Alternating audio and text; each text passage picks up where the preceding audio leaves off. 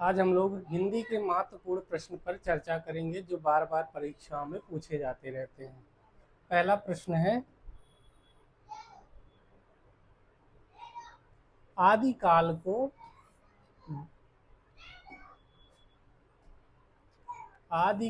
को बीज वपन काल नाम किसने दिया है। यहाँ पर मिसप्रिंट हो गया है, बीज वपन काल हो जाएगा।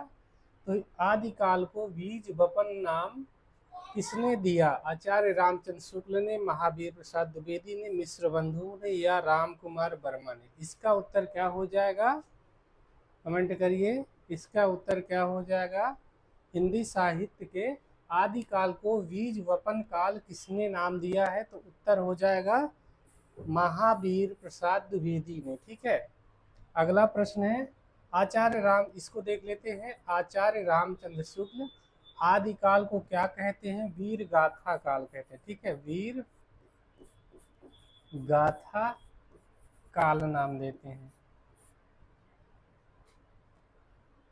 फिर आगे देख लेते हैं, दूसरा प्रश्न है, पृथ्वीराज रासो को प्रामाणिक, अर्धप्रामाणिक और अप्रामाणिक मानने वालों में कौन सा विकल्प सही सुमेलित नहीं है? आचार्य रामचंद्र शुक्ल अप्रामाणिक मानते हैं, ये एक हो गया विकल्प। दूसरा है डॉक्टर वूलर प्रामाणिक मानते हैं, दूसरा कथन हो गया। तीसरे नंबर पे है बाबू गुलाब राय अर्धप्रामाणिक मानते हैं, और चौथा है मुंशी देवी प्रसाद अप्रामाणिक मानते हैं। तो इसमें कौन सा उत्तर है जो गलत है? इसका उत्तर क्या हो जाएगा? वूलर महोदय। ठीक है, डॉक्टर वूलर महोदय, ये वाला कथन प्रामाणिक, ये सही हो जाएगा। ये गलत है, सुमेलित नहीं है। ठीक है, बाकी सारे सुमेलित है। अगला प्रश्न है, विद्यापति की पदावली किस भाषा में रचित है? विद्यापति की पदावली किस भाषा में लिखी गई है?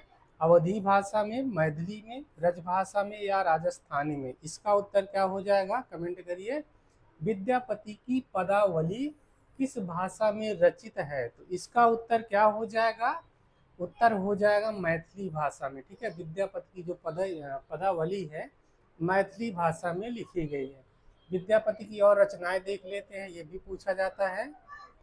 कीर्ति लता, कीर्ति लता, कीर्ति पताका, कीर्ति पताका और पदावली, ये इनकी तीन महत्वपूर्ण रचनाएं। ठीक है, इनको याद रखिएगा, पहला, दूसरा और तीसरा। फिर अगला प्रश्न है, भक्ति काल को हिंदी साहित्य का स्वर्ण युग सर्वप्रथम किसने कहा? ये बहुत ही महत्वपूर्ण प्रश्न है, मोस्ट इम्पॉर्टेंट है, याद रखिएगा। भक्ति काल को हिंदी साहित्य का स्वर्ण युग सर्वप्रथम किसने कहा है? जॉर्ज ग्रियर्सन, आचार्य रामचंद्र शुक्ल, हजारी प्रसाद द्विवेदी या श्याम सुंदर दास? इसका उत्तर क्या हो जाएगा? तो भक्ति काल को हिंदी साहित्य का स्वर्ण युग किसके द्वारा कहा जाता है? जॉर्ज ग्रियर्सन के द्वारा। ठीक है, और इनके इतिहास ग्रंथ का नाम भी जान लेते हैं, the modern vernacular literature of northern Hindustan. ठीक है, नॉर्दर्न हिंदुस्तान। फिर आचार्य रामचंद्र शुक्ल के इतिहास का भी ग्रंथ है, इनका नाम भी देख लेते हैं, हिंदी साहित्य का इतिहास। हिंदी साहित्य का इतिहास, हिंदी साहित्य का इतिहास। इसका प्रकाशन कब होता है? कमेंट करिएगा। हिंदी साहित्य का इतिहास। हजारी प्रसाद द्विवेदी हिंदी साहित्य की भूमिका लिखते हैं, हिंदी साहित्य की भूमिका, हिंदी साहित्य की भूमिका हो गया। हिंदी साहित्य का आदिकाल, ये भी है इन्हीं का ग्रंथ, हिंदी साहित्य का आदिकाल। ठीक है, ये दोनों इन्हीं की रचनाएं हो गई। अगला प्रश्न देख लेते हैं, अष्टछाप की स्थापना किस वर्ष हुई थी? 1500 ईस्वी, 1545 ईस्वी, 1565 ईस्वी या 1585 ईस्वी? इसका उत्तर क्या हो जाएगा? अष्टछाप की स्थापना कब होती है? इसका उत्तर हो जाएगा 1565 ईस्वी में। ठीक है। फिर अगला प्रश्न है, रामचरितमानस का तीसरा कांड सोपान कौन सा है? इसका उत्तर क्या हो जाएगा? बाल कांड, अयोध्या कांड, अरण्य कांड या किष्किंधा कांड? तो इसका उत्तर क्या हो जाएगा? कमेंट करिए। रामचरितमानस का तीसरा कांड कौन सा हो जाएगा? इसका उत्तर हो जाएगा अरण्य कांड। ठीक है, उत्तर क्या हो जाएगा? अरण्य कांड। इसका देख लेते हैं कौन सा सीरियल क्या रहेगा।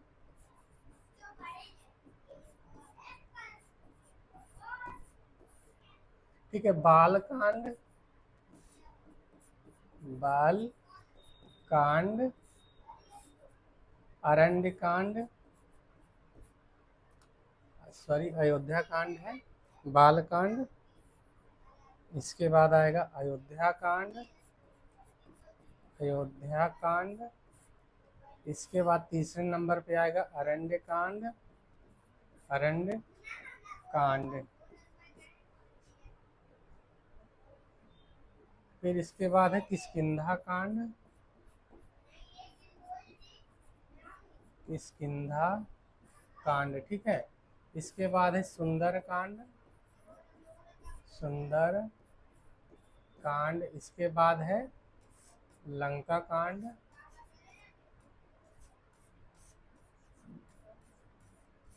और इसके बाद लास्ट में है उत्तरकांड, उत्तरकांड। रामचरितमानस किसकी रचना है? गोस्वामी तुलसीदास। ठीक है, गोस्वामी तुलसीदास की महत्वपूर्ण रचना है।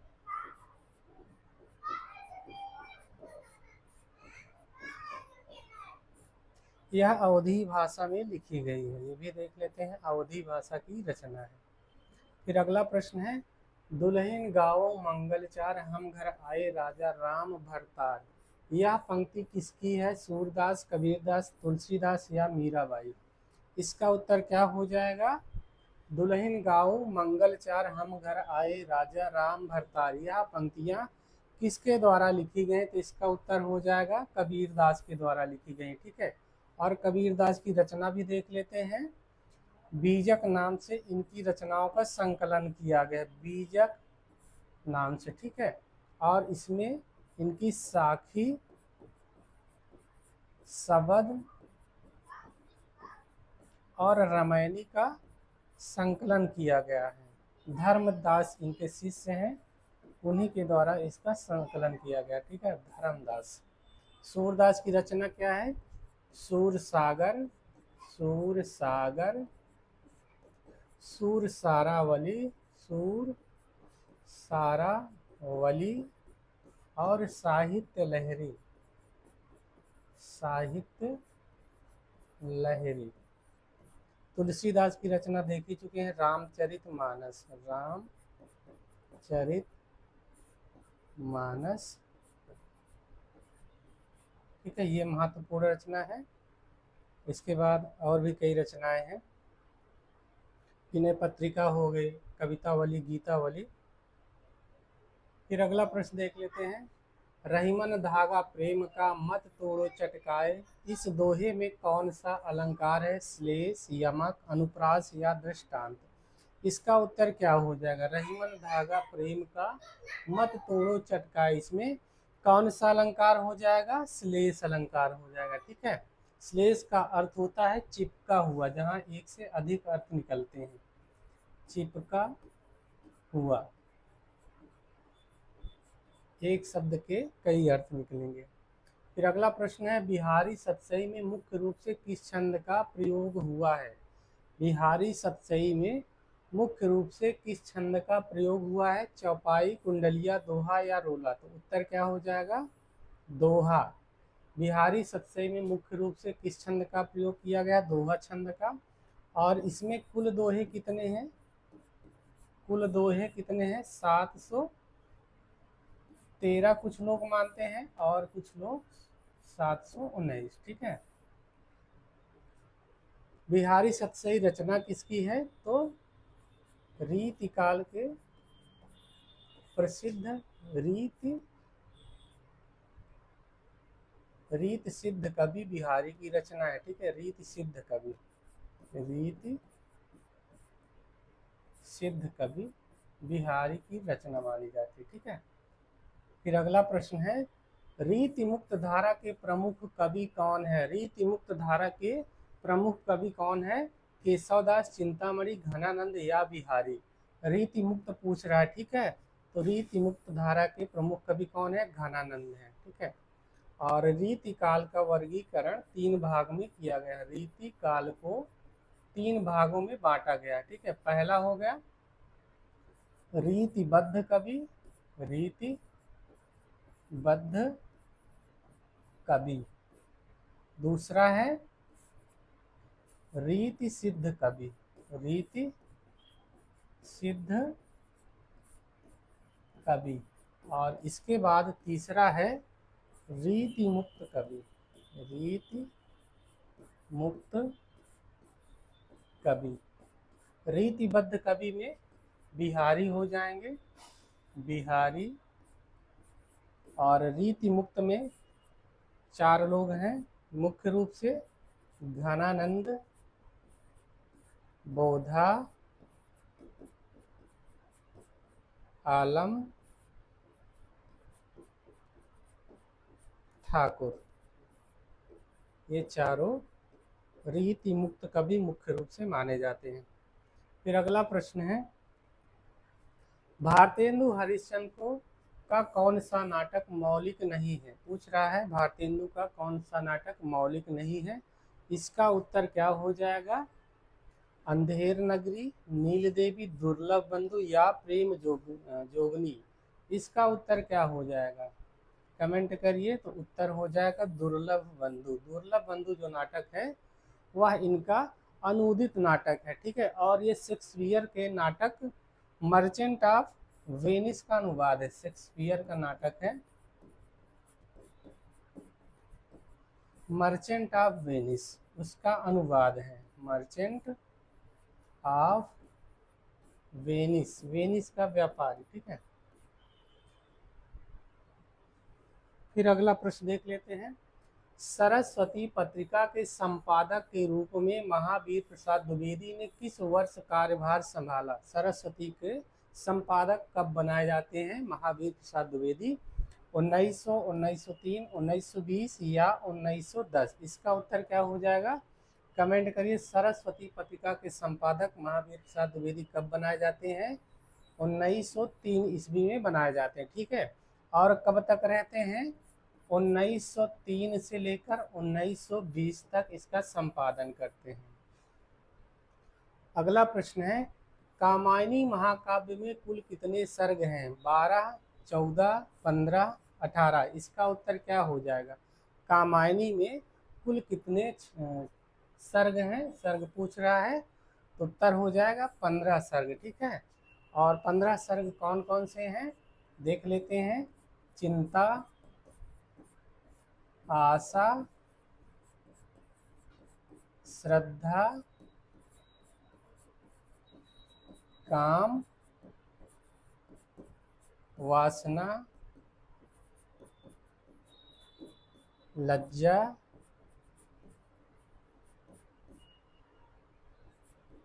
कर्म, ईड़ा, स्वप्न, संघर्ष, निर्वेद, दर्शन,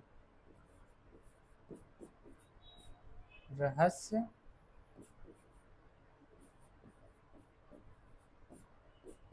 आनंद। एक और कोई छूट गया?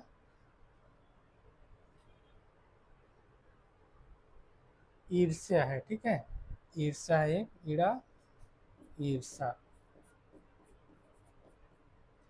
स्वप्न, संघर्ष, दर्शन, रहस्य और आनंद।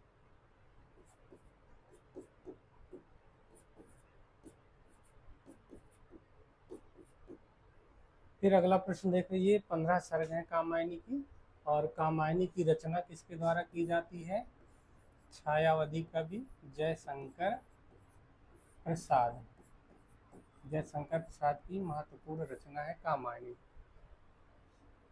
फिर अगला प्रश्न है, छायावाद स्थूल के प्रति सूक्ष्म का विद्रोह है, यह कथन किसका है? छायावाद स्थूल के प्रति सूक्ष्म का विद्रोह है, यह कथन किसका है? आचार्य रामचंद्र शुक्ल का, डॉक्टर नगेंद्र का, शांति प्रिय द्विवेदी का, या नंद दुलारी वाजपेयी का? इसका उत्तर क्या हो जाएगा? कमेंट करिए। छायावाद स्थूल के प्रति सूक्ष्म का विद्रोह है, यह कथन किस विद्वान का है? इसका उत्तर क्या हो जाएगा? उत्तर हो जाएगा डॉक्टर नगेंद्र। ठीक है, डॉक्टर नगेंद्र के द्वारा कौन सा ग्रंथ नहीं, इनके द्वारा संपादित किया जाता है, संपादन करते हैं किसका? हिंदी साहित्य का इतिहास। हिंदी साहित्य का इतिहास, ये भी याद रखिएगा। और शुक्ल जी के इतिहास ग्रंथ का क्या नाम रहता है? हिंदी साहित्य का इतिहास। हिंदी साहित्य का इतिहास। फिर अगला प्रश्न देख लेते हैं, प्रगतिशील लेखक संघ की स्थापना किस वर्ष हुई थी? प्रगतिशील लेखक संघ की स्थापना किस वर्ष होती है? 1930, 1935, 1936 या 1940 ईस्वी में? इसका उत्तर क्या हो जाएगा? प्रगतिशील लेखक संघ की स्थापना 1936 ईस्वी में होती है। ठीक है। फिर अगला प्रश्न है, सूरज का सातवां घोड़ा उपन्यास की रचयिता कौन है? धर्मवीर भारती, फणीश्वर नाथ रेणु, कमलेश्वर या मोहन राकेश? इसका उत्तर क्या हो जाएगा? सूरज का सातवां घोड़ा मोस्ट इम्पॉर्टेंट रचना है, याद रखिएगा। किसकी रचना है?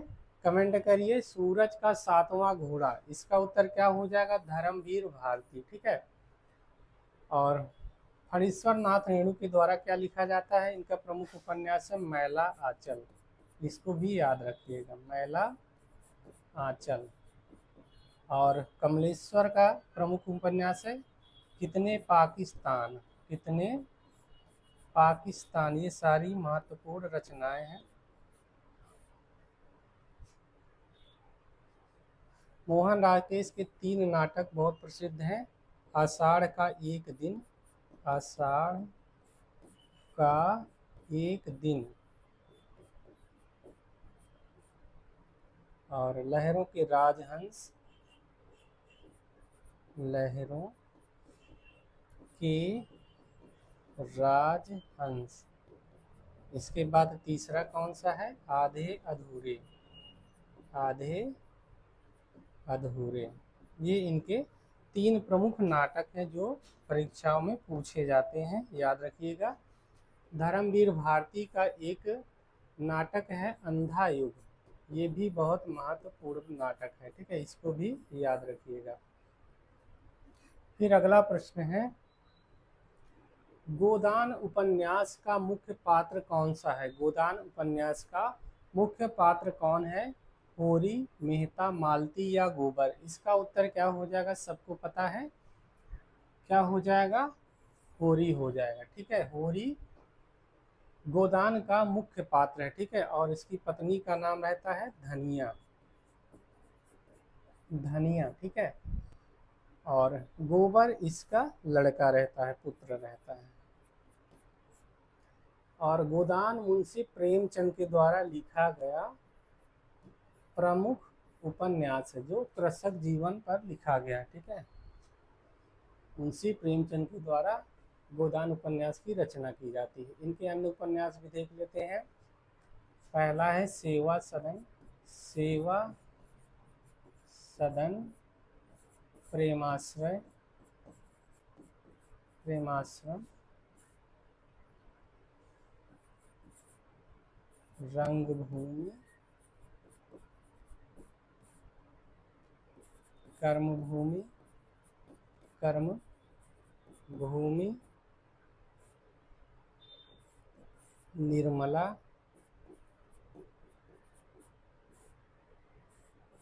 गबन और गोदान।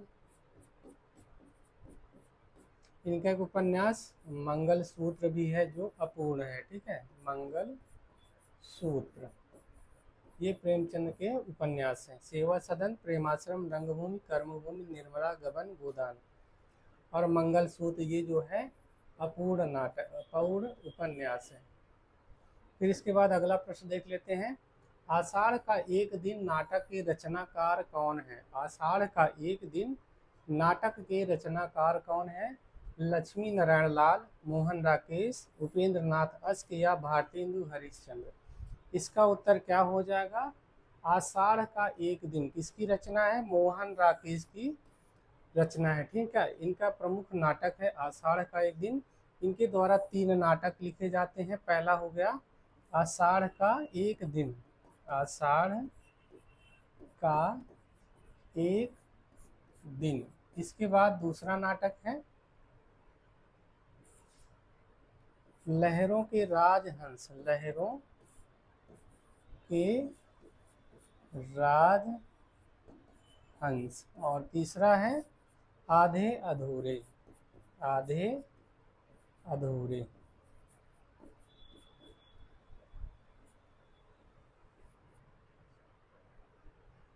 फिर अगला प्रश्न देख लेते हैं। उसकी रातें कहानी के लेखक कौन हैं? प्रेमचंद, जैनेन्द्र कुमार, चंद्रधर शर्मा गुलेरी या जयशंकर प्रसाद।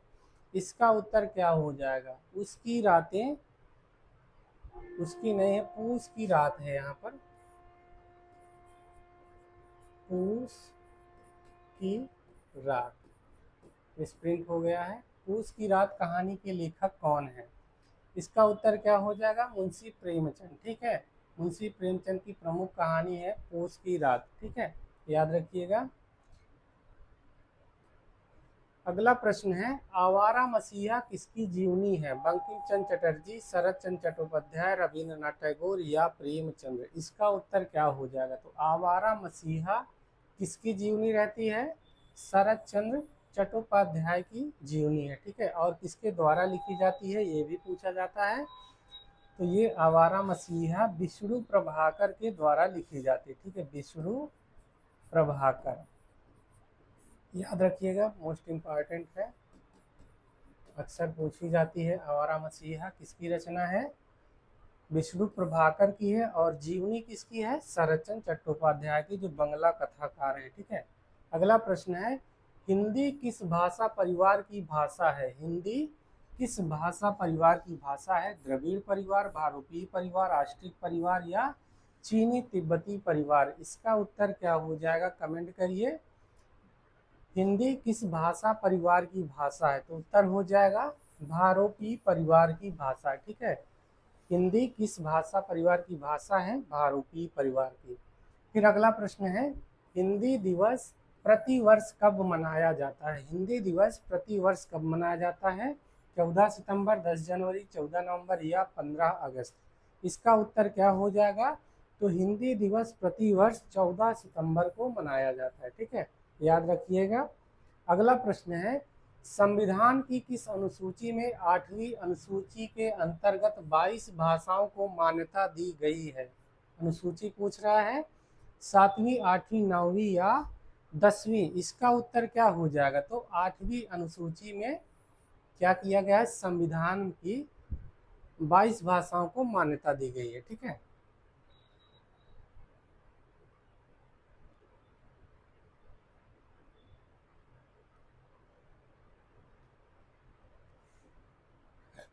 फिर अगला प्रश्न है पा, फा, बा, भा, मा का उच्चारण स्थान क्या है? कंठ, तालु, दंत या ओष्ठ। इसका उत्तर क्या हो जाएगा? कमेंट करिए। बहुत सरल प्रश्न है। पा, फा, बा, भा, मा का उच्चारण स्थान क्या है? इसका उत्तर क्या हो जाएगा? ओष्ठ, ठीक है, ओष्ठ ध्वनियां हैं। कंठ में क्या आएगा? का वर्ग, का वर्ग। का वर्ग में क्या क्या है? का, खा, गा, घा और अंगा। तालु में क्या है? तालु में चा वर्ग, तालु में तालव्य ध्वनियां हैं, चा वर्ग। चा हो गया, छा हो गया, जा हो गया, झा हो गया और इया हो गया। इसके बाद दंत में क्या हो जाएगा, दंत में ता वर्ग की ध्वनियां आ जाएंगी। ता वर्ग यानी ताल दंत ता, था, दा, धा, ना। ओष्ठ में क्या हो जाएगा, ऊपर लिखा गया पा, फा, बा, भा, मा। पा वर्ग की ध्वनियां, ठीक है, पा वर्ग की ध्वनियां। इसके बाद मूर्धन्य है, मूर्धन्य यहाँ पर आ जाएगा टा, ठा, डा, ढा, अड़ा हो जाएगा। फिर अगला प्रश्न है, स्वागत शब्द में कौन सी संधि है, दीर्घ संधि, गुण संधि, यड़ संधि या अयादि संधि। इसका उत्तर क्या हो जाएगा, स्वागत शब्द में कौन सी संधि है, इसका उत्तर क्या हो जाएगा, कमेंट करिए। स्वागत संधि विच्छेद करते हैं, सुधन आगत। यहाँ ऊ के बाद क्या है, ऊ के बाद स्वर है, ठीक है, आ है, तो यहाँ क्या हो जाएगा, वाह हो जाएगा। इको यणच सूत्र से यहाँ पर यण संधि हो जाएगी, ठीक है। ई का या, ऊ का वाह और री का रा हो जाता है, ठीक है। फिर अगला प्रश्न है, चंद्रशेखर शब्द में कौन सा समास है, चंद्रशेखर शब्द में कौन सा समास है, अव्ययी भाव समास, बहुब्रीहि समास, कर्मधारय समास या तत्पुरुष समास। इसका उत्तर क्या हो जाएगा, चंद्रशेखर। यदि इसका भी वो करेंगे समास विग्रह, तो हो जाएगा चंद्रमा है सिर में जिसके, चंद्र है सिर में जिसके यानी मस्तक में जिसके, ठीक है, सिर या मस्तक में जिसके, अर्थात कौन है, शंकर जी, ठीक है, शंकर जी। तो यहाँ पर कौन सा समास हो जाएगा, बहुब्रीहि समास हो जाएगा। बहुब्रीहि समास में क्या होता है, ना पूर्व पद प्रधान रहेगा और ना ही उत्तर पद प्रधान रहेगा, बल्कि दोनों मिलकर किसी अन्य पद की ओर इशारा या संकेत करेंगे, ठीक है। तो यहाँ पर अन्य पद शंकर जी की ओर इशारा हो रहा है, यहाँ पर क्या हो जाएगा, बहुब्रीहि समास, ठीक है। अव्ययी भाव समास में क्या क्या होता है, इसमें पूर्व पद की प्रधानता होगी और समस्त पद अव्यय की तरह कार्य करेगा। कर्मधारय समास में क्या हो जाएगा, इसमें विशेषण विशेष्य या उपमेय उपमान का संबंध रहेगा। तत्पुरुष समास में क्या होता है, उत्तर पद की प्रधानता रहेगी, ठीक है, उत्तर पद प्रधान रहेगा। फिर आगे देख लेते हैं, उत्थान शब्द का विलोम शब्द क्या है, पतन, उत्कर्ष, अवनति या प्रगति। इसका उत्तर क्या हो जाएगा, उत्थान शब्द का विलोम क्या हो जाएगा, तो उत्थान का विलोम क्या होता है, पतन होता है, ठीक है। उत्कर्ष का क्या हो जाएगा, अपकर्ष। उन्नति का क्या हो जाएगा, अवनति, ठीक है, अवनति का विलोम उन्नति।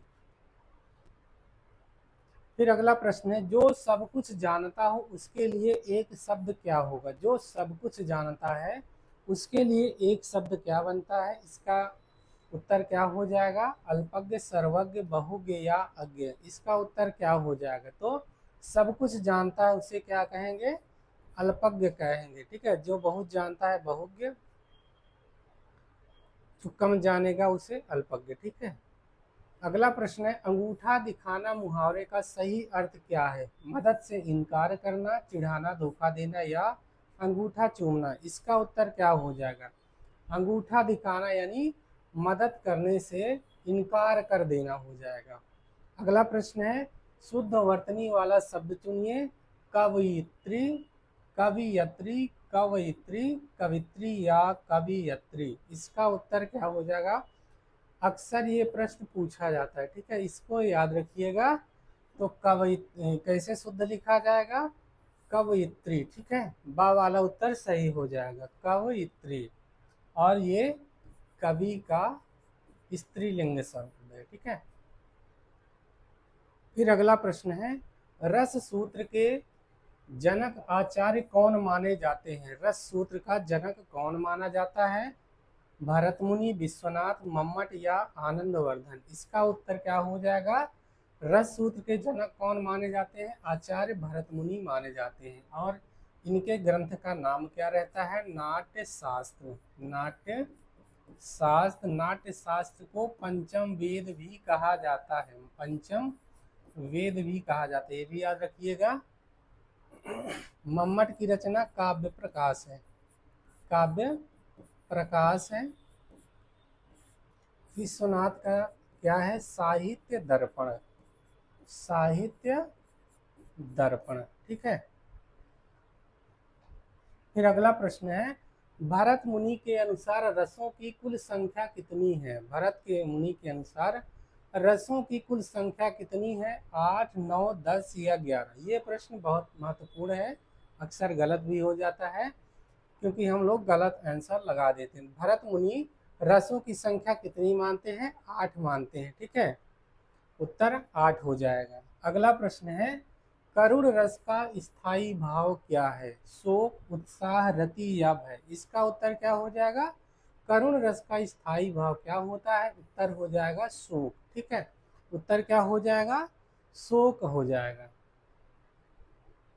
और अन्य देख लेते हैं, उत्साह किसका स्थायी भाव है?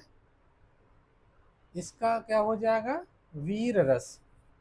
वीर रस का स्थायी भाव क्या? उत्साह है। श्रृंगार रस का स्थायी भाव क्या हो जाएगा? श्रृंगार रस। इसका स्थायी भाव क्या है? रति है, ठीक है। श्रृंगार रस के दो भी होते हैं, संयोग श्रृंगार और वियोग श्रृंगार। भय किसका स्थायी भाव है? भयानक रस का स्थायी भाव है, भयानक रस, ठीक है। ये भी याद रखिएगा।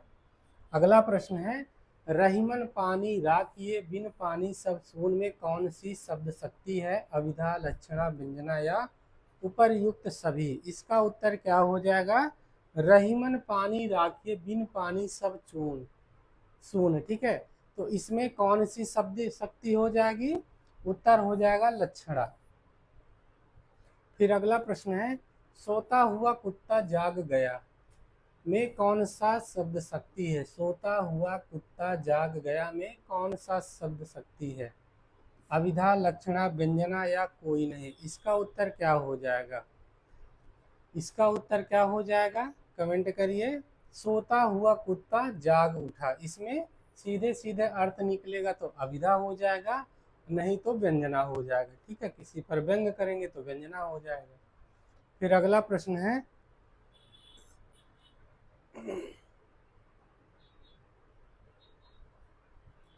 चौपाई छंद के प्रत्येक चरण में कितनी मात्राएं होती है? चौपाई छंद के प्रत्येक चरण में कितनी मात्रा होती हैं? 11, 13, 16 या 24? तो चौपाई में 4 चरण होते हैं और प्रत्येक चरण में कितनी मात्राएं होती हैं? 16। फिर अगला प्रश्न है, रोला किस प्रकार का छंद है? सममात्रिक छंद, अर्धसममात्रिक छंद, विषममात्रिक छंद या वर्णिक छंद? इसका उत्तर क्या हो जाएगा? रोला किस प्रकार का छंद माना जाता है? सममात्रिक छंद है, ठीक है। अगला प्रश्न है, हर गीत का छंद में कुल कितनी मात्राएं होती है? 26, 16, 10 पर यति होगी, 28, 16, 12 पर यति, 24, 12 पर यति या 31, 16, 15 पर यति? इसका उत्तर क्या हो जाएगा? कमेंट करिए। तो उत्तर हो जाएगा 28, ठीक है, जिसमें 16 और 12 पर यति होती है। बी वाला उत्तर सही हो जाएगा बा। अगला प्रश्न है, काव्यादर्श ग्रंथ के रचनाकार कौन है? काव्यादर्श ग्रंथ के रचनाकार कौन है? भामा, दंडी, वामन या कुंतक? इसका उत्तर क्या हो जाएगा? काव्यादर्श किसकी रचना है? उत्तर हो जाएगा दंडी की रचना है, ठीक है। दंडी की रचना क्या है? काव्यादर्श। फिर अगला प्रश्न है, वक्रोक्ति संप्रदाय के प्रवर्तक कौन है? वक्रोक्ति संप्रदाय के प्रवर्तक कौन माने जाते हैं? आनंदवर्धन, क्षेमेंद्र, कुंतक या भरत मुनि? इसका उत्तर क्या हो जाएगा? वक्रोक्ति संप्रदाय के प्रवर्तक कौन माने जाते हैं? तो कुंतक का वक्रोक्ति सिद्धांत है। ठीक है, उत्तर क्या हो जाएगा? कुंतक।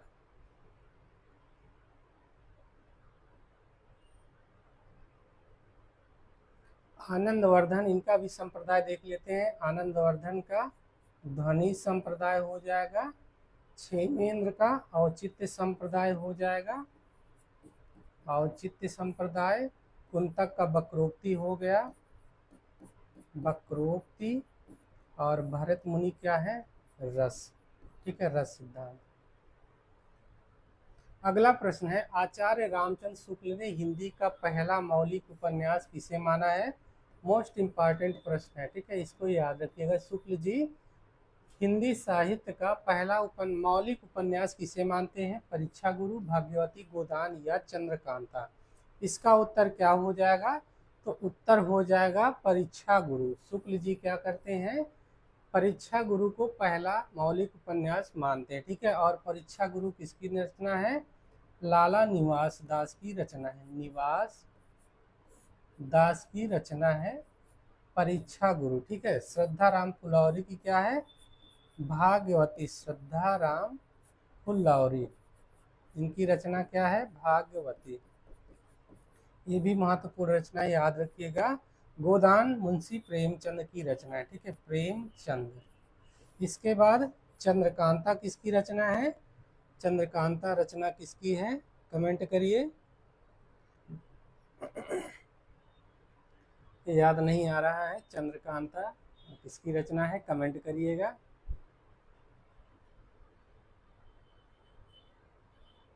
अगला प्रश्न है, मैला आंचल उपन्यास किस अंचल क्षेत्र से संबंधित है? पूर्वांचल, पूर्णिया, बिहार, बुंदेलखंड या मालवा? इसका उत्तर क्या हो जाएगा? तो मैला आंचल किससे संबंधित है? पूर्णिया। ठीक है, पूर्णिया बिहार से संबंधित है। और मैला आंचल किसके द्वारा लिखा जाता है? तो फणीश्वर नाथ रेणु, फणीश्वर नाथ रेणु के द्वारा लिखा जाता है। फणीश्वर नाथ रेणु, याद रखिएगा। अगला प्रश्न है, अज्ञेय जी द्वारा संपादित तार सप्तक का प्रकाशन वर्ष क्या है? अज्ञेय द्वारा संपादित तार सप्तक का प्रकाशन पूछ रहा है 43, 51, 59 या 78। तो तार सप्तक का पूछ रहा है। ठीक है, तो तार सप्तक का प्रकाशन कब होता है? 1943 ईस्वी में, याद रखिएगा। 1943। ठीक है, फिर दूसरा सप्तक 1951 में आता है, तीसरा सप्तक 59 में आता है, और चौथा याद देख लीजिएगा। अज्ञेय द्वारा 4 तार सप्तक का प्रकाशन होता है। ये भी पूछा जाता है कितने सप्तक का संपादन किए हैं? तो 4 हो जाएगा। फिर अगला प्रश्न है, दिनकर जी को किस रचना के लिए ज्ञानपीठ पुरस्कार मिला है? रश्मिरथी, उर्वशी, हुंकार या कुरुक्षेत्र? रामधारी सिंह दिनकर को किस रचना के लिए ज्ञानपीठ पुरस्कार दिया गया है? तो इसका उत्तर क्या हो जाएगा? उर्वशी हो जाए, कुरुक्षेत्र। ठीक है, सॉरी। दिनकर को किस रचना के लिए ज्ञानपीठ पुरस्कार पूछ रहा थी? तो उर्वशी हो जाएगा। ज्ञानपीठ पुरस्कार उर्वशी के लिए दिया गया है, और 1972 ईस्वी में इनको ये पुरस्कार दिया गया था। फिर अगला प्रश्न है, सूर सागर का सबसे मर्म स्पर्शी और प्रसिद्ध प्रसंग कौन सा है? बाल लीला, भ्रमर गीत, क्षीरहरण या गोवर्धन लीला? प्रश्न देख लीजिए, फिर से देख लेते हैं। सूर सागर का सबसे मर्म स्पर्शी और प्रसिद्ध प्रसंग पूछ रहा है। ठीक है, तो उत्तर हो जाएगा भ्रमर गीत सार। बी वाला उत्तर सही हो जाएगा। ठीक है, अगला प्रश्न है, सूर सागर रचना किसकी है? ये भी देख लेते हैं। सूरदास की रचना है। सूरदास भक्ति काल के प्रमुख कवि हैं। ठीक है, और इनकी अन्य रचना भी देख लेते हैं। पहला तो हो गया सूर सागर, दूसरा है सूर सारावली, सूर सारावली, और तीसरा है साहित्य लहरी। बार बार लिखने से रट जाएगा। ठीक है, साहित्य लहरी। फिर अगला प्रश्न देख लेते हैं, संज्ञा के कुल कितने भेद होते हैं? संज्ञा के भेद कितने होते हैं? इसका उत्तर क्या हो जाएगा? 3, 4, 5 या 6। इसका उत्तर क्या हो जाएगा? संज्ञा के कुल कितने भेद होते हैं? तो 5 भेद होते हैं। ठीक है। अगला प्रश्न है, प्रयोगवाद शब्द का सबसे पहले प्रयोग किसने किया था? प्रयोगवाद शब्द का सबसे पहले प्रयोग किसने किया है? अगेन नंद दुलारे वाजपेयी ने, शमशेर बहादुर या मुक्ति बोध? तो प्रयोगवाद शब्द का सबसे पहला प्रयोग नंद दुलारे वाजपेयी के द्वारा किया जाता है। ठीक है। उत्तर हो जाएगा नंद दुलारे वाजपेयी। फिर अगला प्रश्न है, जयद्रथ वध किसकी रचना है? मैथिली शरण गुप्त, सियाराम शरण गुप्त, अयोध्या सिंह उपाध्याय हरिऔध या महावीर प्रसाद द्विवेदी? इसका उत्तर क्या हो जाएगा? जयद्रथ वध किसकी रचना है? मैथिली शरण गुप्त की रचना है। ठीक है। उत्तर हो जाएगा मैथिली शरण गुप्त। फिर अगला प्रश्न है, अंधा युग किस विधा की रचना है? अभी इस पर चर्चा हम लोग कर चुके हैं। महाकाव्य, गीति नाट्य, उपन्यास या लंबी कविता? तो इसका उत्तर क्या हो जाएगा? गीति नाट्य है। ठीक है। अंधा युग किस विधा की रचना है? तो गीति नाट्य है। ठीक है। और किसके द्वारा लिखा जाता है? तो धर्मवीर भारती के द्वारा लिखा जाता है। धर्मवीर भारती इनका प्रमुख गीति नाट्य है। ठीक है। और धर्मवीर भारती के द्वारा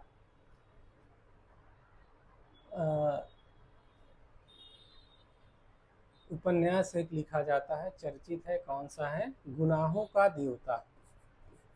गुनाहों का देवता बहुत अच्छा उपन्यास है, बहुत सारे लड़के पढ़ते भी हैं। फिर एक और है, सूरज का सातवां घोड़ा। सूरज का सातवां घोड़ा, इसको तो बहुत कम लोग पढ़ते हैं।